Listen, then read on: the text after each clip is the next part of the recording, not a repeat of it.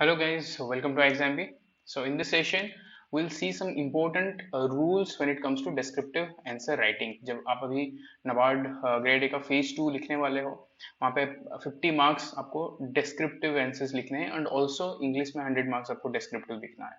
तो यहाँ पे हम देखेंगे कि क्या क्या descriptive रूल्स हमें फॉलो करना है एंड क्या अप्रोच रहना चाहिए फॉर ESI एंड ARD का descriptive आंसर्स. यहाँ से कुछ रूल्स आप इंग्लिश में भी इंप्लीमेंट कर सकते हो जो descriptive इंग्लिश रहेगा. So before going forward guys, if you have not subscribed yet, please subscribe to our channel and press the bell. आपके phase 2 preparation as well as phase 1 and other banking exams के लिए भी बहुत सारे videos हम आपके लिए ला रहे हैं जो कि आपके preparation में बहुत helpful होगा. तो उसकी notifications आपको मिल जाएगी. If you have any queries with respect to our preparation, hello@exambit.com पे आप हमें mail कर सकते हो और 9205524028 पे call भी कर सकते हो. तो पहले हम देख लेते हैं कि किस टाइप के क्वेश्चंस हम एक्सपेक्ट कर सकते हैं हमारे एग्जाम में. जैसे कि लास्ट ईयर का जो क्वेश्चंस था, most questions were from ARD section.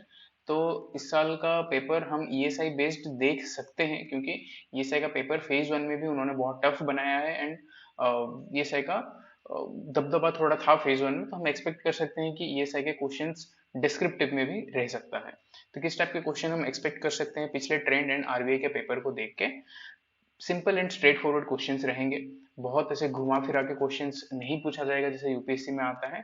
तो सिंपल एंड स्ट्रेट फॉरवर्ड रहेगा और मे बी कुछ डिसीजन बेस्ड क्वेश्चंस रह सकते हैं जहाँ पे आपको डिस्कस करने के लिए बोलेंगे या क्रिटिकली एग्जामिन करने के लिए बोला जाएगा. यहाँ पे क्या होता है, आपको बोथ द साइड्स लिखना होता है, मतलब positive and negative both the sides आपको लिखने होते हैं. जहाँ पे क्वेश्चन आपको क्रिटिकली एग्जामिन और डिस्कस करने के लिए बोलता है. डिस्कस में क्या होता है, आपको मल्टीपल डायमेंशंस लिखने होते हैं एक पर्टिकुलर चीजों पे जिसके जिसके ऊपर भी पूछा गया है.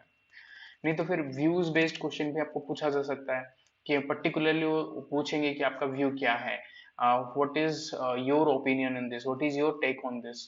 तो एक क्वेश्चन रहेगा, एक टॉपिक रहेगा, फिर एंड में पूछेंगे कि व्हाट इज योर ओपिनियन और what according to you is better than that. तो ऐसा करके कुछ क्वेश्चंस आ सकते हैं. स्कीम्स बेस्ड क्वेश्चन आ सकते हैं. यस, नाबार्ड का आपको पता होगा कि स्कीम्स उनको मतलब पसंद है उनको स्कीम्स, स्पेशली जैसे वेलफेयर स्कीम्स रहते हैं. आवास योजना हो गया, स्वच्छ भारत मिशन हो गया, रूरल लाइवलीहुड मिशन हो गया, अर्बन लाइवलीहुड मिशन हो गया, जनधन योजना हो गया, कौशल विकास योजना हो गया. ये सारे स्कीम्स को डायरेक्टली पूछ सकते हैं. डायरेक्टली पूछने का थोड़ा चांसेस कम है, लेकिन ऐसा करके पूछेंगे कि सपोज कौशल विकास योजना है तो ऐसा पूछ सकते हैं कि इंडिया में स्किलिंग का क्या सिनेरियो है एंड हाउ प्रधानमंत्री कौशल विकास योजना इज हेल्पिंग दैट.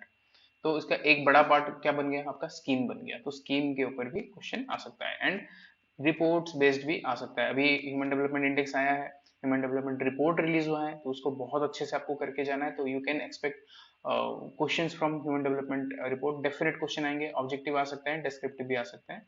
और other important reports like is of doing business हो गया, फ्रीडम इंडेक्स हो गया, ऐसे करके रिपोर्ट बेस्ड क्वेश्चंस भी आ सकते हैं. Like ease of doing business report को कोट करके आपको पूछा जाएगा कि इंडिया में अभी रिसेंट क्या क्या चेंजेस हुए हैं जो बिजनेस को प्रमोट करता है, बिजनेस इकोसिस्टम को प्रमोट करता है.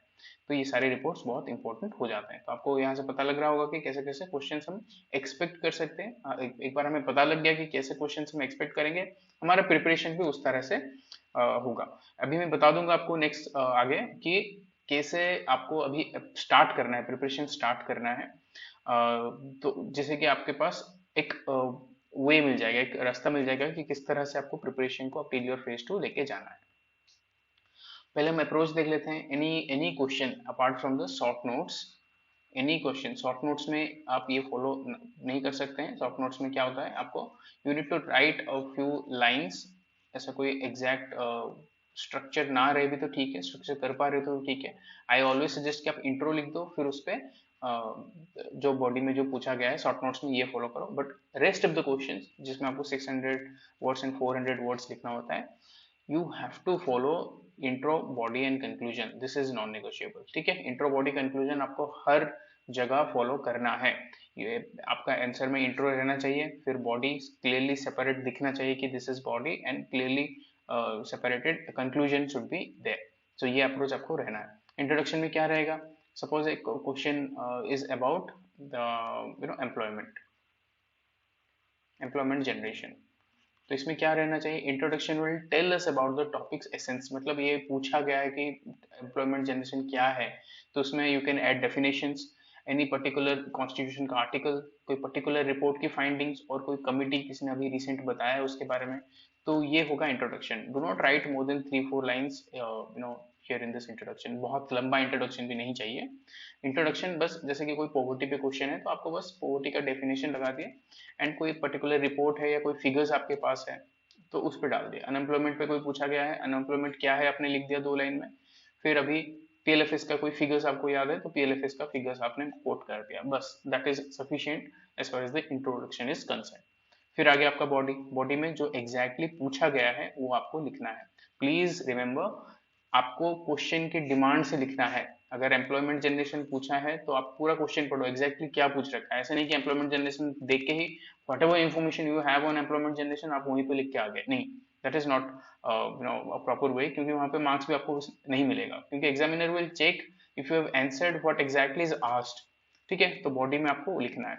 अगर एक क्वेश्चन दो मतलब पार्ट में है तो आपको वो दोनों पार्ट को कवर करना है बॉडी में। ठीक है, जैसे कि what is unemployment and what government of India is doing for unemployment, these are the 2 parts, example से समझा रहा हूँ।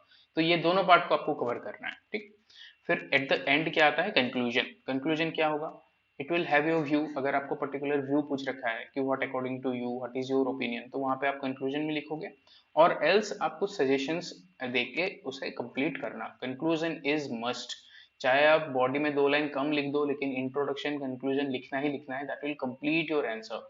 ठीक है, तो complete answer will always fetch marks, you know, अगर आप कंपेयर करोगे बेटर इनकम्प्लीट आंसर, आपका कंटेंट यहाँ पे बहुत अच्छा हो सकता है, बट अगर वो इनकम्प्लीट है it will get less marks. अगर आपका कंटेंट एवरेज है but your structure is good, तो आप बहुत अच्छा मार्क्स ले लोगे। I am telling you from my own experience, मेरा हर एक आंसर मैं स्ट्रक्चर करके लिखता था, चाहे मेरे पास कंटेंट कम हो, मेरा बहुत अच्छा स्कोर था।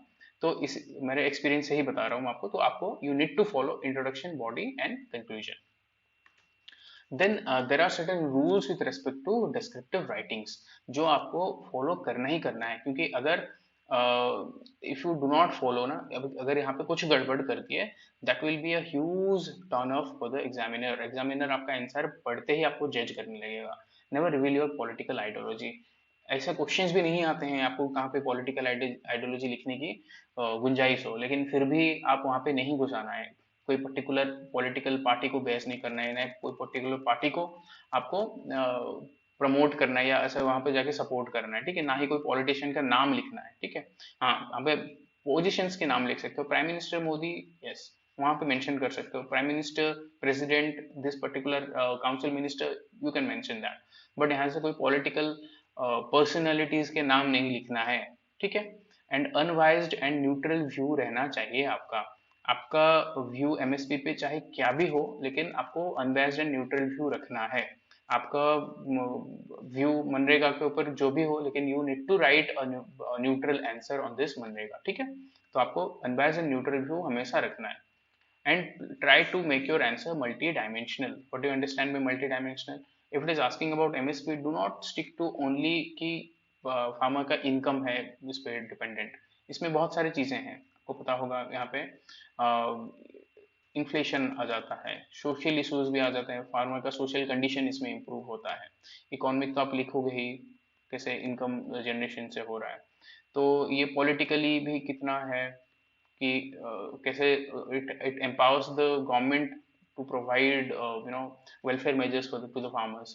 तो ऐसे करके, ऐसे आपको मल्टी डायमेंशन सोचना है फिर लिखना है वहां पे। ठीक है, and never mention any caste, creed और फेथ। वहां पे आपको पर्टिकुलर कोई, अनलेस इट इज आस्क्ड, और वो पूछेंगे भी नहीं है, क्योंकि आपका सिलेबस में ऐसा कुछ स्कोप ही नहीं है वहां आपको कास्ट, क्रीड, फेथ पूछ रहे हैं, तो उस पर आपको मेंशन भी नहीं करना है। ठीक है, कोई भी कंट्रोवर्शियल स्टेटमेंट नहीं लिखना है वहां पे। ठीक है, जो कंट्रोवर्शियल स्टेटमेंट चाहे कोई पॉलिटिशियन दे रहे हो, कोई सेलिब्रिटीज दे रहे हैं, वहां पे आपको मेंशन नहीं करना है।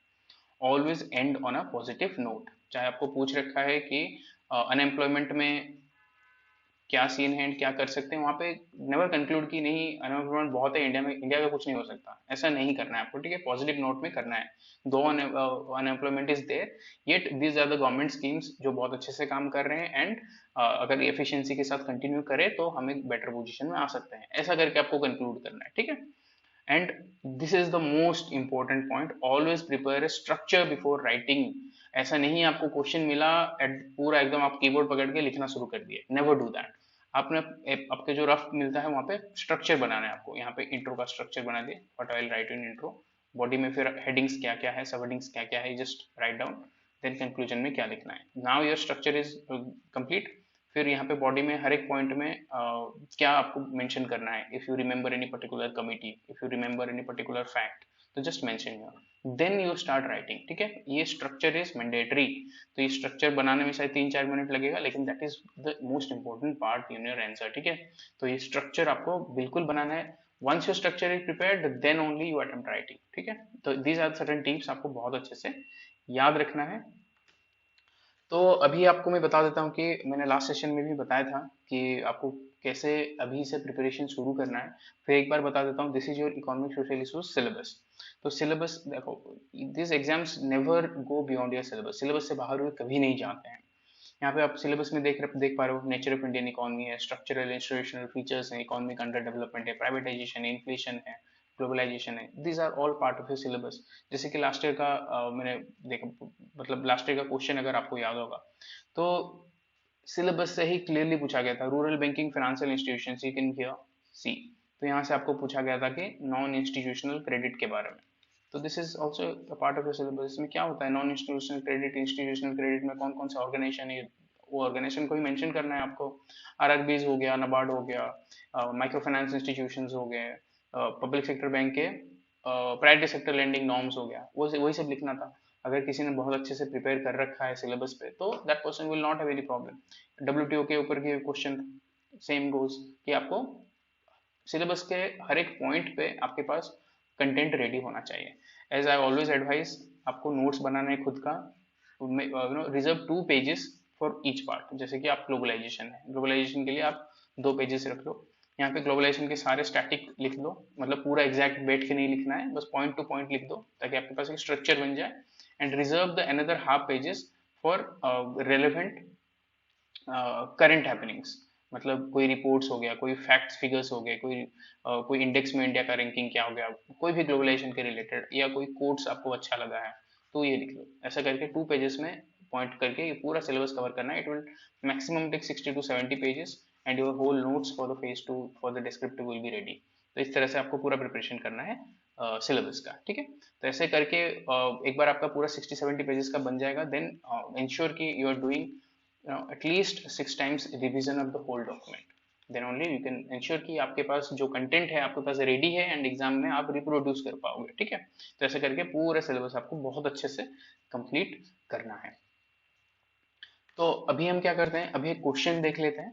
तो इसमें आपको क्या एक बार पॉज करके आप सोचो कि इसमें कैसे आप अटेम्प्ट कर सकते हो, कैसे अप्रोच फॉलो कर सकते हो, then I will show you कि आपका अप्रोच क्या रहना चाहिए एंड कैसे स्ट्रक्चर करोगे इसे। बहुत आसान क्वेश्चन है, व्हाट इज पॉवर्टी, ऐसे शायद इतना आसान क्वेश्चन ना भी आ सकता है, लेकिन फॉर योर रेफरेंस कैसे लिखना होता है एंड कैसे अप्रोच करना होता है, फॉर दैट पर्पज ओनली मैंने ये क्वेश्चन को लिया है।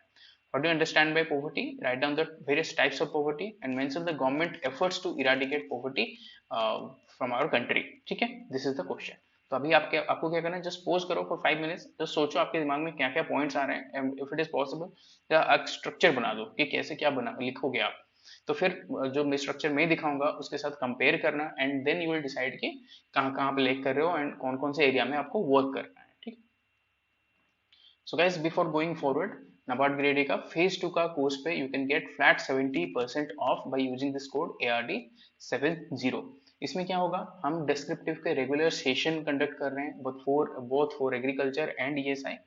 तो इसमें सेशंस में आपको वही अप्रोच के बारे में दिखाया जाता है, बहुत सारे क्वेश्चंस हम डिस्कस करते हैं। तो आप अगर आप आंसर आप लिख के आए हो तो उसका भी फीडबैक आपको मिलेगा। एंड ऑल्सो जितने भी मॉक टेस्ट होते हैं, जितने भी मॉक टेस्ट होते हैं आप जो अटेम्प्ट करोगे, जब भी आप कोई भी आंसर्स लिखते हो उसका फीडबैक आपको पर्सनलाइज फीडबैक फैकल्टी से मिलता है, एंड फैकल्टी के साथ वन टू वन बात करके भी उस पर कैसे इंप्रूवमेंट किया जा सकता है उस पर चर्चा कर सकते हो। And also for English descriptive वही होता है, बहुत सारे क्लासेस होते हैं प्रेसी के, इंग्लिश के, आरसी, चाहे आरसी लास्ट ईयर पूछे नहीं थे, फिर लास्ट ईयर आरसी आया था, तो हर एक पार्ट को हम कैटर करते हैं, आपके सेशंस होते हैं, और ऐसे ही जब आप आंसर्स लिखते हो उसके ऊपर आपको फीडबैक भी मिलता है। And also concept checking questions भी मिलते हैं, जैसे कि इस बार आपको पता होगा जितने भी ऑब्जेक्टिव क्वेश्चंस थे वो कॉन्सेप्चुअल बेस्ड था, तो बहुत सारे कॉन्सेप्ट बेस्ड क्वेश्चंस भी आपको मिलेंगे for your practice. And phase 2 का जो ऑब्जेक्टिव पार्ट है उसमें पीआईबी, करंट अफेयर्स सबको मिला के कैसे आपका ऑल अराउंड प्रिपरेशन हो जाए उसका भी इंश्योर किया जाएगा। तो if you choose to enrol to a course, आप प्लीज IRD70 कोड यूज करके 70% ऑफ अवेल कर सकते हो। तो now coming back to the question, वो पॉवर्टी वाला क्वेश्चन, तो हमें पहला क्या था, जैसे हमने बताया था कि इंट्रोडक्शन आपको लिखना है, तो इंट्रोडक्शन में क्या था, मैंने बताया था आपको एक डेफिनेशन देना है, आपको एक डिफाइन करो इसे, और अदर कुछ कोई फैक्ट फिगर्स हैं तो वो दे सकते हो, और एल्स आप कंक्लूजन में भी दे सकते हो, ठीक है।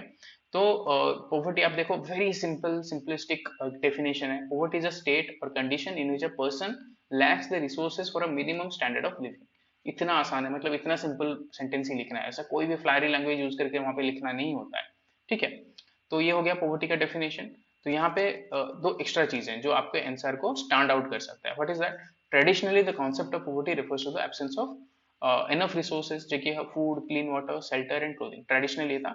However, in modern times, poverty also refers to the lack of access to healthcare, education and even transportation. तो poverty का डिफाइन कर दिए, एंड वहां पे दो एक्स्ट्रा लाइन लिख दिए कि ट्रेडिशनली poverty का मतलब क्या होता था, एंड अभी मॉडर्न टाइम में poverty का मतलब क्या है। फिर बॉडी में आ जाते हैं, उसमें क्या पूछा था, टाइप्स ऑफ पॉवर्टी, उसमें और कुछ नहीं पूछा था, बॉडी का first part types of poverty है। तो we are now writing what are the various types of poverty, relative poverty, situational poverty, generational poverty, rural poverty and urban poverty. इसको ऐसा हेडिंग्स देके फिर you need to write only 2 lines, heading दे दिए फिर 2 lines, heading दे दिए 2 lines. वहां पे प्लीज रिमेंबर जो लास्ट ईयर का यूजर इंटरफेस था, इस साल वो चेंज कर सकते हैं नहीं कर सकते हैं, आई डोंट नो। अगर लास्ट ईयर का इंटरफेस के साथ जाए तो आप ऐसा पर्टिकुलर हेडिंग पे कोई बोल्ड या अंडरलाइन नहीं कर सकते, तो आई वुड ऑलवेज सजेस्ट कि आप इसे कैप्स में लिखो, ठीक है। हेडिंग जो दे रहे हो आप उस कैप्स में लिखो, then hyphen, then start writing. तो relative poverty, situational poverty, generational poverty, rural poverty and urban poverty, आपने ये टाइप्स कुछ लिख दिए, and you have written 2 lines here, ठीक है। ये सारे प्रॉपर्टीज आपको पता होना चाहिए कि क्या क्या है, what does situational poverty mean. अगर नहीं भी पता है, इसके ऊपर बहुत सारे वीडियोस हम करेंगे जो आपके ईएसआई का सिलेबस को कैटर करेगा। तो ये हो गया बॉडी का एक पार्ट। सेकेंड पार्ट क्या था, पूछ रखा था कि गवर्नमेंट क्या क्या कर रहा है, तो you need to mention the government schemes, जैसे कि नरेगा हो गया, फूड सिक्योरिटी मिशन हो गया, एनआरएलएम हो गया, गरीब कल्याण योजना हो गया, एंड ईजीपी हो गया, that is employment guarantee programme. तो ये सारे पॉवर्टी हटाने के लिए काम कर रहे हैं। तो इस पे क्या करना है, ऐसे ही हेडिंग्स देके फिर यहाँ पे राइट 2 लाइन्स, हेडिंग्स देके 2 लाइन्स, ठीक है।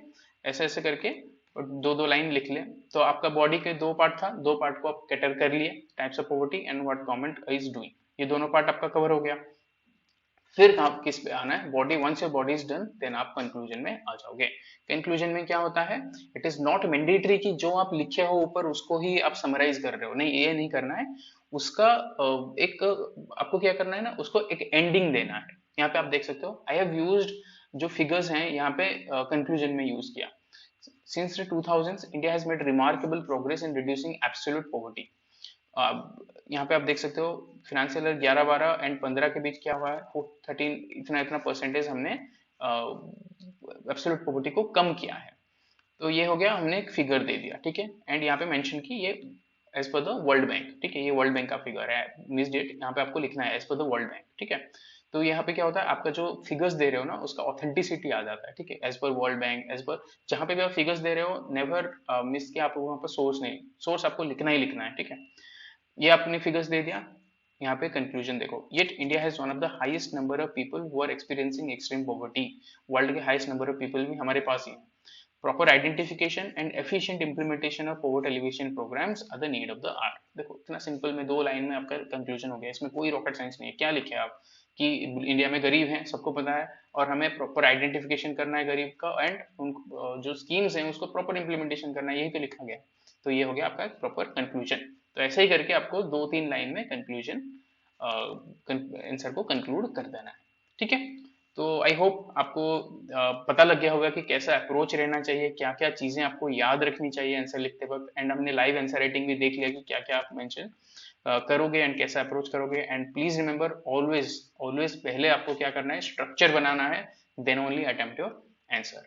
आई होप ये सेशन आपको अच्छा लगा है। अच्छा लगा है तो please share this session to other students जो अभी एग्जाम्स देने वाले हैं, and do not forget to subscribe to our channel and press the bell. Thank you.